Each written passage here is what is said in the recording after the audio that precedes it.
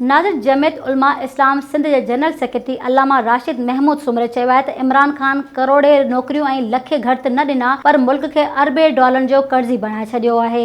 असांजो इतिहाद ज़रदारी सां न पर नवाब शरीफ़ सां आहे। असां पीडीएम जा इतिहादी आहियूं, पीडीएम में शामिल नाहे। राति देर सां नसीराबाद में जमियत उलमा इस्लाम पारां मुनक़द कयल ख़त्मे नबूवत कॉन्फ्रेंस खे सदारती ख़िताब कंदे राशिद महमूद सुमरे चयो त असांजे मुल्क जी बुनियाद कलमे पाक ते विधो वियो ऐं दीन इस्लाम ऐं नबी करीम सल्लल्लाहु अलैहि वसल्लम जिन जे ॾिनल दर्स ते हलण लाइ मुल्क ठाहियो वियो, पर अॼु सभु कुझु इन जे ॾिनल नज़रिए जे उपतन थी रहियो आहे। गैर मुस्लिम रवायतनि खे हथी ॾिनी वई आहे। हिन चयो त पीपी जे ख़िलाफ़ ऐं पीपी जे सरबराह बिलावल भुट्टो ज़रदारी ऐं आसिफ ज़रदारी ख़िलाफ़ मां इलेक्शन विढ़ंदो आहियां ऐं ईंदड़ वक़्त में बि विढ़ंदसि। मूं कॾहिं बि पीपी खे वोट नाहे ॾिनो। सिंध जो अवाम बेनज़ीर इनकम सपोर्ट जे पैसनि एवज़ खेनि वोट ॾिए थो। 2018 खां 2023 ताईं इमरान न्याज़ी मुल्क में रिकॉर्ड तबाही कई, बुख बेरोज़गारी ऐं बदहाली खे जनम ॾिनो। रोज़गार ॾियण बजाए कुकुरियूं ऐं बकरियूं पालण जूं सलाहूं ॾेई मुल्क खे 57,000 अरब डॉलर जो कर्ज़ी बणाए छॾियो। हुन चयो त असांजी क़िस्मत इन महल ताईं तब्दील न थी सघंदी जेसि ताईं असां बाज़मीर, बाअसूल ऐं बाकिरदार नुमाइंदा न चूंडींदासूं। हिन चयो त मां पंहिंजे हथनि सां पंहिंजे वालिद शहीद जो लाश खंयो आहे। मां पंहिंजे वालिद शहीद अल्लामा